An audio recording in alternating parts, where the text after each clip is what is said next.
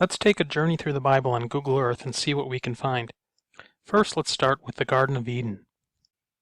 According to chapter 2 of Genesis, it says that a river went out from Eden to water the garden, and from thence it was parted and became into four heads. This is a map of the Tigris-Euphrates river system on Google Earth. As you can see on Google Earth, there are actually four main branches that flow out of the mountains of Turkey that make up the Tigris-Euphrates river watershed.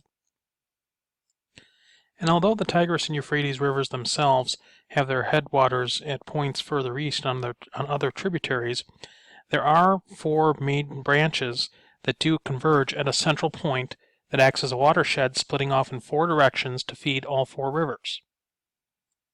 The point where these four watersheds all converge is a mountain, or rather a shield volcano in Turkey called Karasa Dağ. You can see that particular area that we're talking about in the center of the map here, outlined in yellow. If we zoom in on this particular area, you notice in the center of it is kind of a weird circular formation here. And as we zoom in a little bit further, we can see that the watershed continues even from this area in four different directions. One to the north, again to the east, again to the south, and again to the west. You'll also notice that the ground takes on a very reddish colored hue, which is very distinguishing from the color of the soil and the climate from all the rest of the region around it. As we zoom out, we'll notice that it's very different from the entirety of the surrounding countryside. This particular area has a very strange reddish colored soil compared to all the rest of the countryside around it. Now, the word for Adam actually comes from a word that means red. It's the same word that's used as a reddish form of clay. Now, here again, as we see a little bit further zoomed out, is the shield volcano located here. And just to the east of it is another name that figures prominently in the Bible, and that is Shinar. Which is a region where it states in the Bible that the Tower of Babel was built. However, this is a name that's common to not only this particular area here, but also a little further south, there is a mountain located here, which is called Sinjar, which could also be seen as derived from the name Shinar. So this whole area of the upper Tigris-Euphrates river system could be possibly considered as the land of Shinar, seeing that the name is used in several spots throughout the region. Now there are four rivers that come out of this particular system, as we just showed earlier, and that are listed in the Bible. They are the Gihon, the Pison, the Hiddekel, which is the Tigris, and the Perath, which is the Euphrates. The first river, called the Pison in the Bible, says that it encompasses the entire land of Havilah, and the word Havilah actually means to encircle or encompass.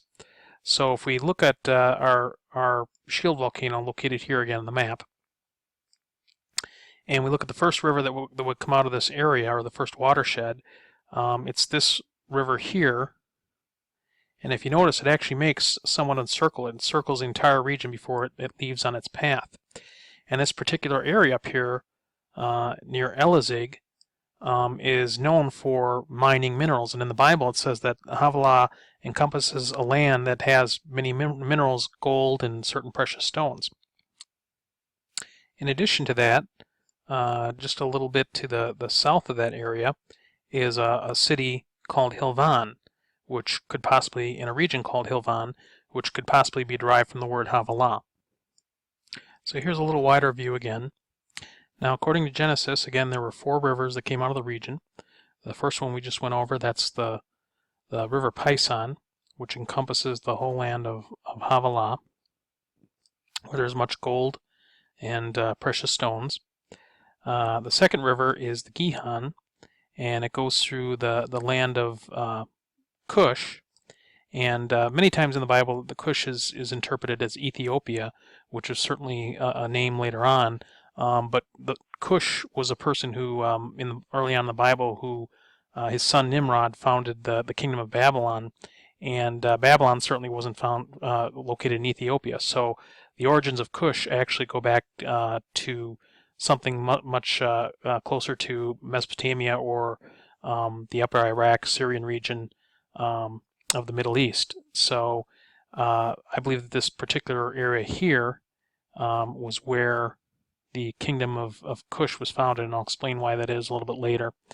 The third river is the Hiddekel, which we know that's an ancient name for the Tigris, which is located here, and it says that it goes towards the east of Assyria. And this region down here is where Assyria got started. This is where the ancient capital of Nineveh was, and there's also a city called Nimrod down here. And then the fourth river says it's the Euphrates, the ancient name for Euphrates, which is the Parath. And again, this particular river here goes all the way down into the Euphrates system. So even though each three of these rivers here are all part of the Euphrates system, from the ancient biblical viewpoint of looking at things, they would have actually considered them four different rivers because they're the four main tributaries that come out of the mountains in Turkey into the deserts of Iraq and Syria. Now, this particular area here is called Sirnak. There's actually a city there called Sirnak too, and the word Sirnak literally means city of Noah. And that brings us to our second part of the video. Now we're going to explore the location of Noah's Ark. Now most people believe that Noah's Ark came down on Mount Ararat, which is located up here. But that's not exactly what the Bible says. The Bible says that Noah's Ark actually landed in the mountains of Ararat or Urartu. And the region of Urartu is basically this entire mountainous region here, including Mount Ararat. So it could have landed anywhere in this area. But there is a tradition as to where specifically it landed, and that is around the city of Sirnak, which literally means the city of Noah. If we zoom in a little bit on the geography of the city of Sirnak, you'll notice that the city itself is located up here, and it's actually a large modern-day city. Directly south of it is a large mountainous region that actually is part of the ridge just before you get down into the plains of Iraq and Syria. And the highest mountain, one of the highest mountains in the area, is a mountain here called Mount Judy. And Judy actually means place of the descent. And that's traditionally where it's held in the region that Noah and the people who were on the ark came down from the mountains after the ark landed. And so we'll zoom in on that area. Here you can see the peak of Mount Judy right here. And just below it on the southern face of the peak is a rather interesting structure here, which is clearly man-made, that basically encompasses the entire face of the mountain. It does say that after they came down from the mountain that Noah planted a vineyard, so that's one possibility that perhaps what we're looking there is the ancient remnants of Noah's vineyard. Now if we zoom out a little bit, we'll notice a couple other things here.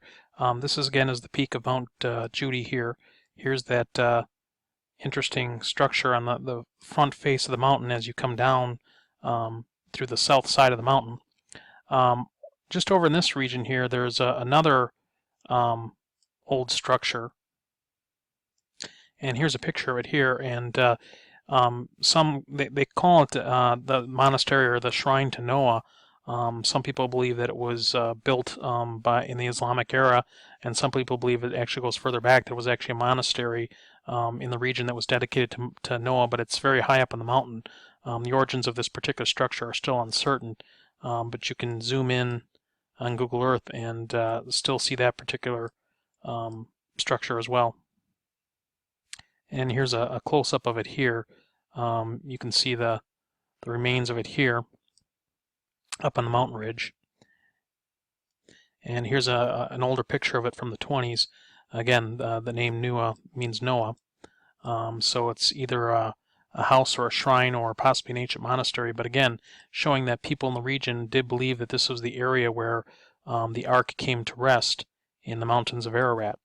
So if we go back again a little bit to the west here to Mount Judy, and again our structure on the face here, what I want to do now is kind of follow the watershed because it is called the place of the descent. And so if you're going to come out of the mountains, you're going to follow the river and the valley system coming out of the mountain. So that should tell us the path that they took when they came down from the ark. So if we follow the main watershed, which is here, then it should bring us to some point or location where the ark would be located. So here's the same view, except this time we're looking at it from the north. Here's the watershed path here, the valley that they came up through. And if you just follow this all the way up to the mountain, the top of the mountain, it should bring you to where the ark is located. And if we look at that particular area, we'll notice that there is a rather interesting structure here that looks different from the rest of the hillside around it. Now, I don't expect that wood would actually last thousands of years, but if it did fossilize, and we know that wood can fossilize, then there is a possibility that there might be some sort of remnant to suggest that the ark was once there. Now, according to the Bible, the ark is roughly a dimension of about 450 feet long, because based in cubits, that's converting it to feet. A cubit is about 18 inches. So if you convert it to feet in the Bible, it's about 450 feet long, 75 feet wide, and 35 feet tall. Those are the instructions that God gave to Noah in the Bible when he told him how to build the ark. So let's measure this particular object here. Let's start with width. If we use a mapping tool here, we can see that the approximate width of this object is roughly about 75 feet in length, which corresponds with the ark. What about the length of it? Again, it has to be about 450 feet long, which, again, I don't know how much of this was buried below ground or visible, but it meets the approximate length of what the ark should have been according to the Bible. Again, around 450 feet long. So is this some sort of evidence of where the ark was once located? If we zoom out, you can notice that this object does look different from the rest of the surrounding terrain. You can still see it even from this distance here. And again, it does follow the watershed leading right down to the place where you would come out of the mountains. And here's that structure here. We'll call it Noah's Vineyard, or might be some ancient city or something else in that particular area. And then here's Mount Judy, which means the place of the descent. Another interesting thing to note about this region is that it's very close to a city located over here called Zakko, which has a very ancient Jewish history, and I'll show you that looking in Wikipedia. Now, according to Wikipedia, Zakko originally began as a small island surrounded on all sides by the Little Khabur River. And that's interesting because in the Bible it says that the 10 lost tribes of Israel were taken by the Assyrians to an area along the Khabur River. There's actually two rivers in the region called Khabur, but the Little Khabur is an area right by Zakko. And if we read a little bit about the history of this area, it says a town known as Zakko was originally known to the ancient Greeks. We'll go down to this section here talking about the Jews of Zakko. It says Zakko was formerly known for its synagogues and large ancient Jewish community, and was known as the Jerusalem of Assyria. The Jews spoke the Aramaic of their ancestors, and the banks of the nearby Khabur River are mentioned in the Bible as the places in which the Israelites were exiled. 1 Chronicles 5:26, 2 Kings 17:16, and 2 Kings 18:11. So this being said, it's interesting that the particular place where the 10 lost tribes would have been taken to was so close to where the whole start of our modern world began with Noah and the descendants of the flood. In this section now I'm going to talk about Ur of the Chaldees, from which Abraham came out of, the ancient city of Haran, and Babylon. Now, locating Babylon and the Tower of Babel becomes a little bit more tricky and controversial. Controversial because I actually have a different opinion as to where the city of Babylon might have been, although most archaeologists will tell you that they've already discovered it and that it's south of Baghdad. I actually believe it was further north, including the city of Ur of the Chaldees, where Abraham came out of. To start with, let's look at our map and our location of where we had the Garden of Eden from the earlier part of the video. You notice this section here of Turkey is called Adana, and it says that the garden was planted on the east of Eden. So if we consider this whole region here to be Eden, and the garden was on the eastern side of it, it goes on later to say that after the flood, as they journeyed in the east, that they came across a great plain, and that's where they decided to build a city and a high tower that became the Tower of Babel. So let's think for a moment in terms of as if we were coming down from this area near the city of Noah out of the mountains, and we come into the area where the desert starts. Are you going to walk out into the middle of the desert if you're a large group of people? Well, probably not. You're going to stay along the ridge of the mountain where the water comes down from the mountains, and where you have better chance of survival. So what they probably did is they probably came down from this area here. Again, that's near Mount Judy, and then they traveled east, or west rather, from the east. And then the Bible says that they came across a great plain, and that's where they decided to build their particular city and their tower. Now, in ancient times, this particular area was known as the Plain of Karhe, which is where you get the name Haran from. It's a derivative of that. And it's kind of a rectangular area here. It's a flat plain surrounded by the mountains around it. And up in the corner here is an area called San Urfa, or in ancient times known as Urfa, which many people believe to be Ur of the Chaldees. And the Chaldees in the Hebrew Bible is actually the Cushidim, which means the clod breakers, but it could be a derivative of Cush, the king that started Babylon. And so this whole particular area here, clodbreaker, basically means a farmer or someone who's plowing a field. This whole particular area here could have been the start of the first fields of civilization of agricultural farming after the flood. Now, if we zoom in on this area, there's actually a number of different tells or ancient cities that are in this area. And it's mostly agriculture today, but right in the center of the whole thing is a city called Haran. And it says in the Bible that after Abraham was called out of Ur of the Chaldees, they went and dwelt in Haran, and from there they went into the Promised Land. Now, in ancient Haran, in the center of that, is what many people consider to be the very first university of the world. And in the very center of that stands an ancient tower. Now, this particular tower, most people date back to the Middle Ages. However, there are written accounts of a tower standing there much earlier. So whether or not this is the particular ancient tower or not, that remains an interesting question. But this section here corresponds with some ancient descriptions about the Kingdom of Babylon, as well as this entire area, which I believe that this whole region was the Kingdom of Babylon, and inside of it were small cities, or tells, that made up the kingdom. Because the Bible says that the start of the kingdom was Uruk, Akkad, and Calneh in the land of Shinar, which again, as we showed earlier, was right within this area. Now, the ancient historian Herodotus gave a description of the city of Babylon, as did several other historians of ancient times. According to Herodotus, the city stands in a broad plain and is an exact square, 120 furlongs in length each way, so that the entire circuit is 480 furlongs. So that's roughly about 60 miles. So let's go ahead and take a look at our map. So again, according to Herodotus, the city sat in a plain that was square in nature, or the city was square in nature. It's kind of unclear as to which one he was referring to, but it was roughly 60 miles in length. So if we take a look at our measuring equipment here, we'll go ahead and set this to miles. And 60 miles would be about 15 miles approximately on the side, and it was square. So if we take a look here, we're at about 15 miles that way.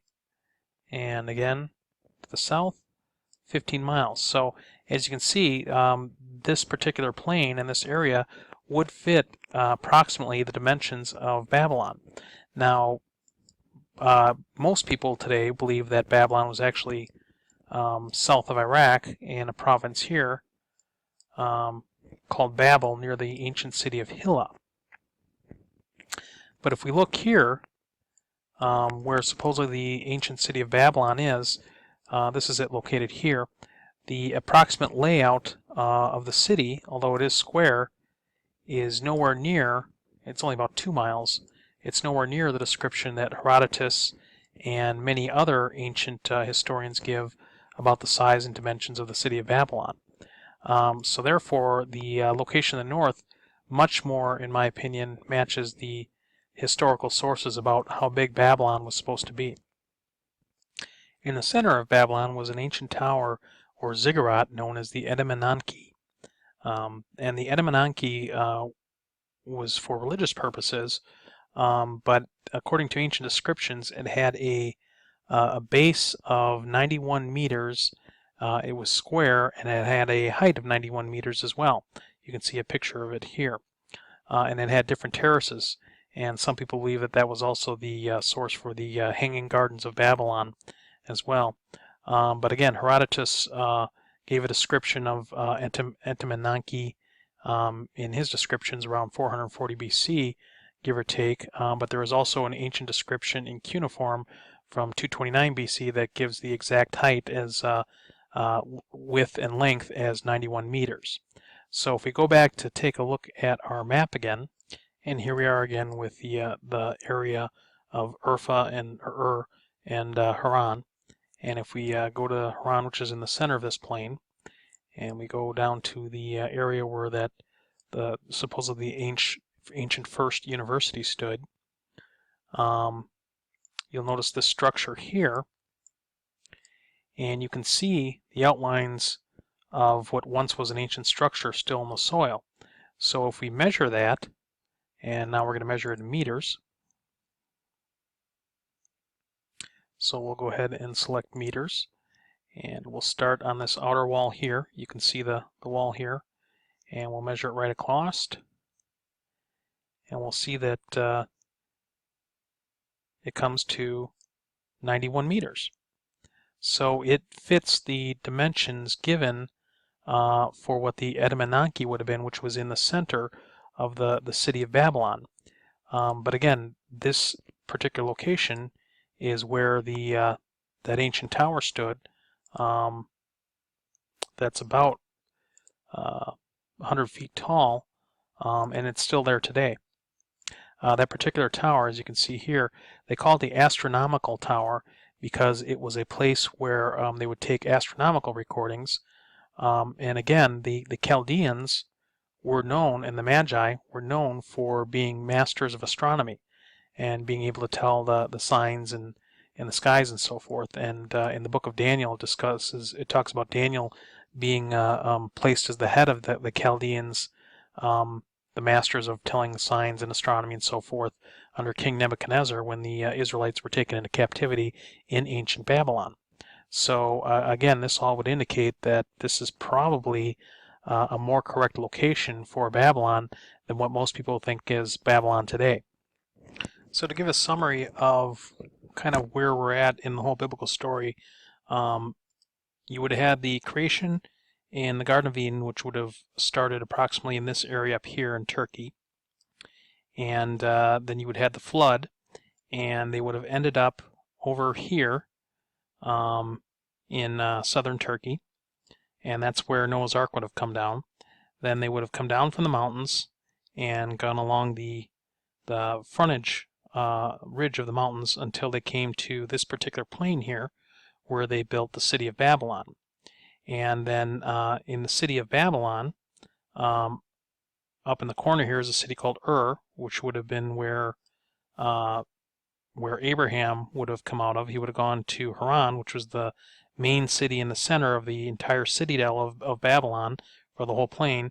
And from there, he was called out by God to go to the promised land, which God would show him, and that's down in here, which is the modern-day nation of Israel. And that was the land that was promised to Abraham. And so then Abraham had a son Isaac, and Isaac had a son Jacob. Originally, Abraham went and dwelt in Egypt a little bit, but then he came back when he had Isaac, and then he had Jacob. And Jacob later, it says, went to get a wife from his kinfolk back in Haran, which would have been up in this area here. So it makes sense if Abraham's original city was Ur of the Chaldees up here, that this land of Chaldea, which is the land of the Babylonians, would have been up here as opposed down here in central Iraq. And they actually, many people believe that Ur is down here and Babel is down here, but this doesn't correspond with the whole biblical account when you really kind of sink your teeth into it and look at things.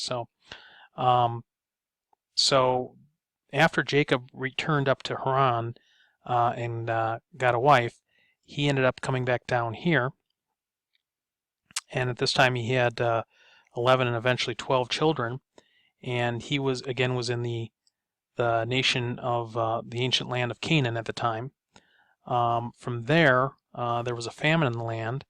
And then you can read about the whole story of Joseph in the Bible, but he had a son, Joseph, who was taken into captivity in Egypt that eventually caused their entire family to end up settling in Egypt in the land called Goshen, which is this land here. And so they spent 300, many people say it's 400, but it's actually 300, and I have another video that explains why that is. But they spent 300 years in Goshen, and Joseph actually became a type of leader, a right-hand man of Pharaoh, for many years before another Pharaoh rose up after he died, who didn't know Joseph, and at that point in time the Israelites living in the land became slaves, and they became captives of the Egyptians. And from there, God raised up a deliverer by the name of Moses to lead them out of captivity back to the promised land, and that brings up the next part of our video, which is a discussion of the route of the Exodus. So in this part, we'll talk about the Exodus and particularly the crossing of the Red Sea. So the Israelites were in captivity in Egypt, and they were in the land of Goshen, which is in the Nile Delta. And when Moses led them out of the captivity, he didn't take them the short route, which would have been along here, but rather he took them the long way by the route of the wilderness of the Red Sea, which would have been through an ancient trade route along here. Now this is the wilderness of the Red Sea down here, the Sinai Peninsula. The name of that ancient route is the King's Highway, but it was part of the broader entire traveling system for the Middle East in those days that fed into the Silk Road and so forth. But the Sinai Peninsula is full of a lot of different dry riverbed valleys known as wadis. And so if they would have gone through this area, they would have traveled these ancient dry riverbeds. Eventually they would have come out and come to an area here. So they would have crossed the Sinai Peninsula, and they would have come to an area here at the north end of the Gulf of Aqaba. Now this entire area was called the Red Sea in ancient times, including these particular gulfs. And the Sinai Peninsula was actually called the Tongue of Egypt because it was shaped like a tongue. But at the north end here of the Gulf of Aqaba is an area today which is a city called Eliat, which is actually, its etymology is derived from the name of a tree. And so Moses led the Israelites to this city, which in the Bible it's called Etham, and I believe that's Eliat. And then from there God had them turn around and go back into this wadi system so that the Egyptians would think that basically they were trapped and ensnared and lost in the wilderness, and that Pharaoh would chase after them with his horses and chariots. And eventually they came out on this little area here, which is called the beach of Nuweiba. And I'll zoom in so you can see that a little bit better. So you can see the wadi system that kind of follows along here, and it's a valley that eventually comes out to this beach here. And so they were basically on that beach when Pharaoh's armies followed them. They had come from Etham, which would have been to the north. And Pharaoh's armies followed him, but then the Bible describes God having a pillar of smoke and a pillar of fire that basically kept the Egyptian armies trapped behind them so that they could not come near the Israelites, which were on the beach, for the entire night before the Red Sea crossing. and so that kept them safe from the attack of the Egyptians. So if we zoom in here a little bit more, you can see the beach that they emerged on in Nueva, and the wadi that they came out of to get into the beach. And they would have been trapped at this point between what the Bible calls Migdal, or this tower or giant wall or mountainside, basically. That's the canyon to go into the mountains. Between that and the Red Sea on this side, so they couldn't go anywhere, and the Egyptian army was basically right behind them. And then so it was at this point that they crossed the Red Sea. Now underneath this area here is a shallow land bridge with a deep drop off on the north and a deep drop off on the south. So if the water parted here, it would not have to go down nearly as much in order to allow for the land to emerge. And then the Bible says that a strong wind blew all night, and then that the waters piled up on either side, and that the Israelites were able to cross the sea on dry land. Now, there's an ancient pillar erected on this side dedicated to the site of the crossing, and then there's another ancient pillar on this side as well, also dedicated to the site of the crossing. That's not it, but that's a marker designating the where the crossing took place.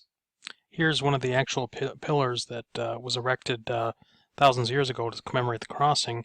And again, there's one pillar on each side of the crossing site. Divers went down and found underneath the water ancient chariot wheels right at the crossing site, and some of them were even made out of gold. So again, here's the beach, and here is where they crossed. And again, here's another picture of some of the ancient chariot wheels that they found underneath the crossing site. Now they know what particular era these chariot wheels were made, because the particular four-spoked wheel design only comes from one point in time in Egyptian history, and that date corresponds to a pharaoh that would have been around the time of the Exodus. So that's another example of how we know that this is the crossing site. Now from there, they went on to Mount Sinai, which is located here. It's called Jabal al-Lawz, or Mountain of the Law, and it's in Arabia. And I'll show you some pictures of that. On one side, it's called the Rock of Horeb, which is where in the Bible Moses split the rock and water came out. So this is the Rock of Horeb up here. It's a very tall structure, many stories tall, but it has water erosion into it, and it's actually a rock that this isn't a very good picture of it. Here you can see it's actually split right in two, and it's basically sits in the middle of this wide expanse on the top of this mound of stones. And when you go up there, the entire area is all dry around here, except this particular area shows water damage or water erosion, which is very unique for the area around it. So from that, they call it the Rock of Horeb, which is just here you can see it's how it kind of stands in the middle of this whole particular area here. And they found a lot of there you can see water erosion from where it flowed out of the rock. And then in that area, they found a lot of evidence of people having been in the area from ancient times. Large masses of people. Let's see, if we go on the other side here, this is Mount Sinai. There's an area over here that this whole area was cordoned off by the Saudis to guard this the structure that they were finding in the area, but they were finding ancient Israelite structures, as you can see here, and showing that people had been in this area from ancient times. And again, these were the Israelites. And the top of Mount Sinai, as you can see here, is charred black. And the Bible says that when God came down on the mountain, he came down in smoke and fire, and the people were afraid to touch the mountain. In fact, they couldn't touch it, because if they went and touched the mountain, they would die. Only Moses was allowed to go up in the mountain. But even today, the whole top of the mountain is charred black. There's some more examples of ancient structures there. And let's see if I can find the There you can see again the top of the mountain is all charred black. There's another structure, which is a famous story in the Bible about the golden calf that they worshipped when Moses was up in the mountain getting the Ten Commandments, and he took some time coming down. So they built a golden calf altar, and there they worshipped a false god. And there's that altar was found.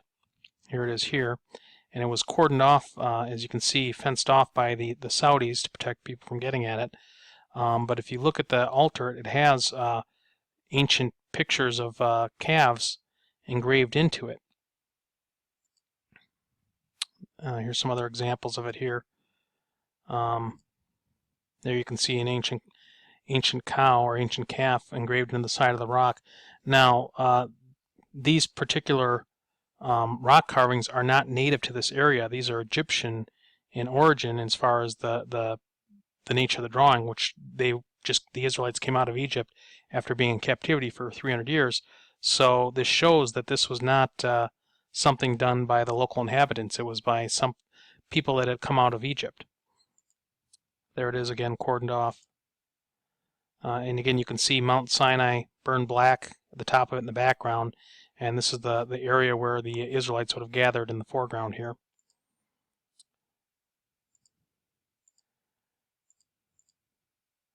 And you can see it's wide enough to accommodate a large amount of people.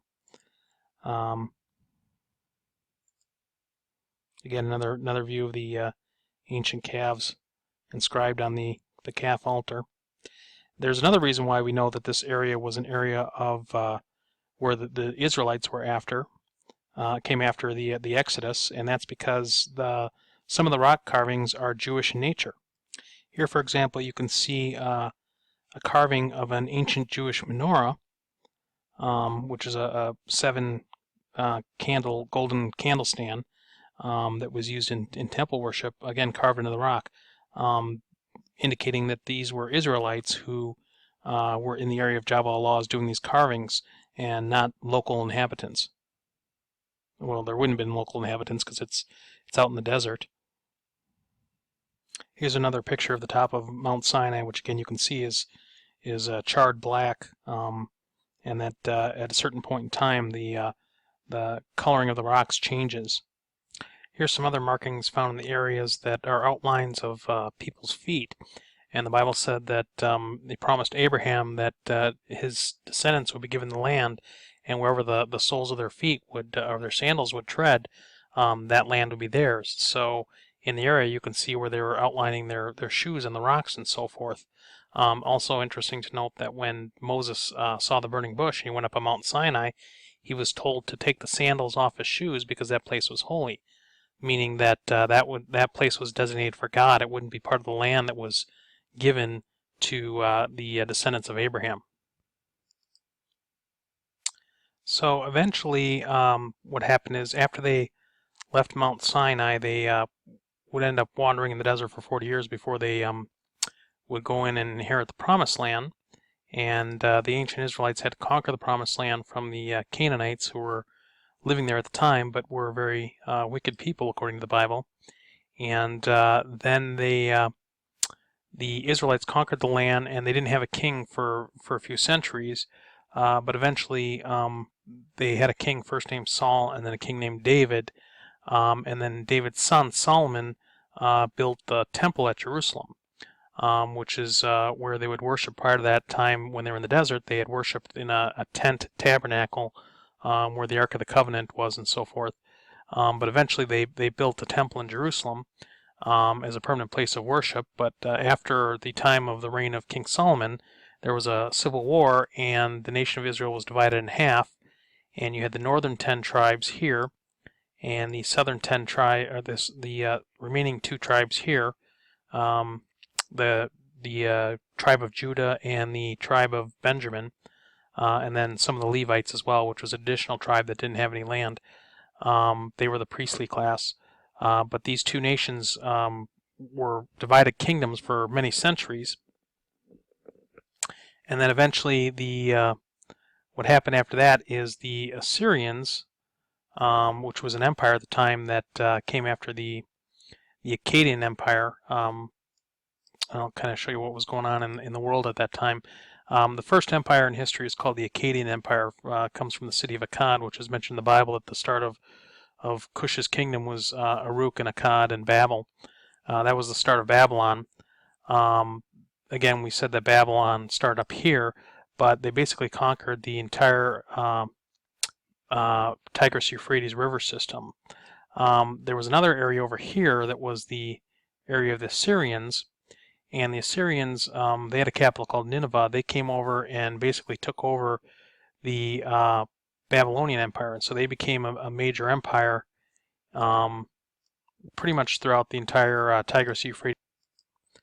So what the Assyrians did is the Assyrians then came and took the northern kingdom of Israel into captivity back in Assyria. And that was, I believe it was this area up here around Zako and some other cities. This would have been the region where I believe the 10 lost tribes were taken to and resettled. Then about a century or so later, the Babylonians regained power with the help of the Elamites, or the ancient Iranians, which were located in Iran, and also with the Midianites, who were teamed up with the Elamites. And the Midianites were up in this region here. So what you ended up having was they destroyed the ancient city of Nineveh, and the Assyrian Empire was no more. That was the end of them. The Midianites and the Elamites, which is the ancient Persians, they basically had an expanded empire. And then the Babylonians, which had teamed up with them, they still controlled the they now regained control, rather, of the Tigris-Euphrates system and threw off the oppression of the Assyrians. But the Babylonians then came and took a couple centuries after the Assyrians took the northern kingdom. The Babylonians came and took the southern kingdom of Judah into captivity back to Babylon. And so that's where they remained for 70 years until eventually the Medo-Persians, by this time the Elamites, or the Persians, had thrown off the power of the Medes and basically kind of taken over the empire for the Medo-Persians. They came in and they took over the Babylonians. And so they started what's known as the Persian Empire, which is one of the largest empires in world history. And the Persian Empire basically conquered just about all of the known world for its day and time. The Persian Empire extended all the way from, let's see here. So the Persian Empire pretty much conquered a territory all the way from India, all the way to about Greece and into Egypt. And so it basically controlled a huge territory that encompassed almost all the known world. Meanwhile, the Greeks were starting to blossom at that point with the city-states, Athens and Sparta and so forth, and they began, the Persians and the Greeks began fighting. It was under the Persians that, under a king named Cyrus, according to his decree, that the Israelites that were in captivity in Babylon were able to return back to the land of Judah, and they became a client state under the Persian Empire. And then the ones that were the northern kingdom that was taken by the Assyrians, many refer to those as the lost tribes. However, I believe that many of them were returned home after they were persecuted, particularly in the 1800s, like the city of Zako, that many of those returned home. The Jewish people in that territory were actually part of the lost tribes of Israel. So the kingdom of Judah that returned home from Babylon after 70 years of captivity in Babylon, this had been around 420 BC approximately, according to my reckoning, and I can explain that, why I come up with that in another video.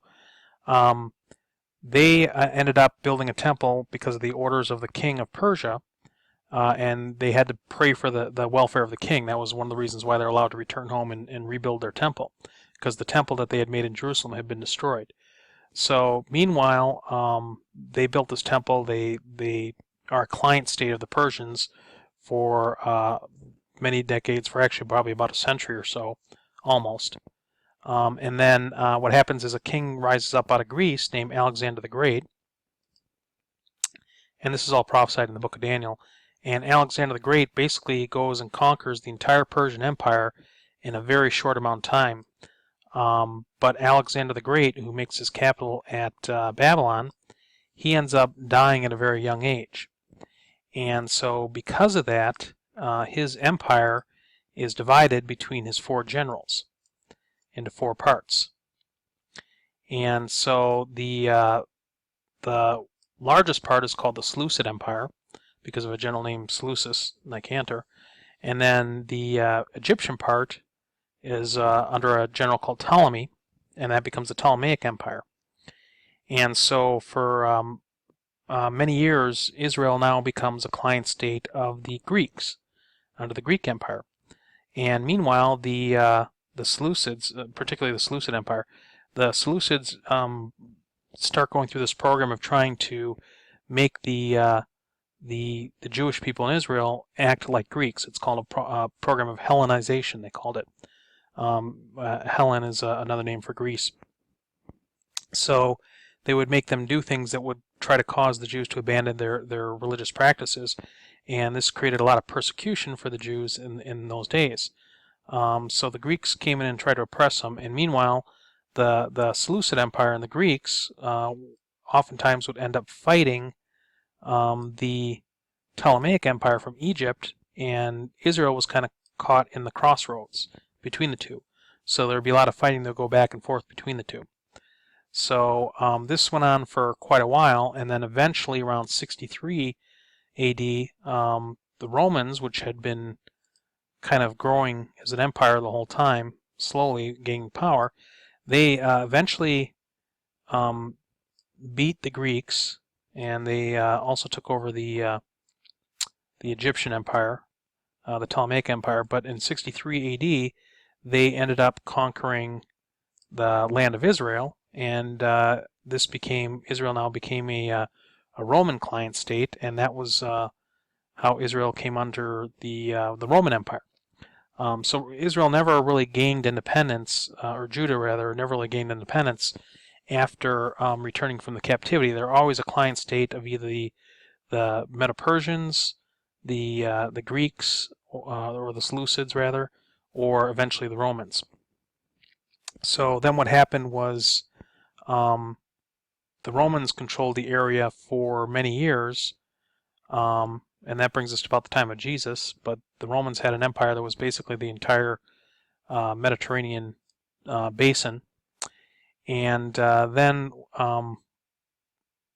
Jesus came along, and not long after Jesus rose from the dead, about 40 years later or so, 45 years roughly, a war broke out where the Jews in Israel tried to revolt against the Roman oppression that was controlling their